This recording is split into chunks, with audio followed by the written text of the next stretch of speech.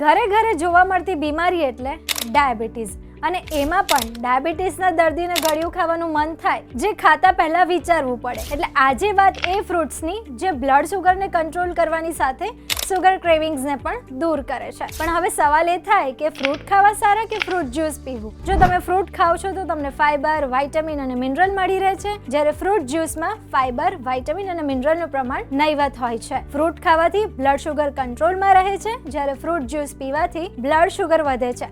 એટલે તમે ફ્રૂટમાં જાંબુ, green Apple, berries, જામફળ, કીવી જેવા ફળો ખાઈ શકો છો. ડાયાબિટીસના દર્દી માટે જાંબુ બેસ્ટ માનવામાં આવે છે.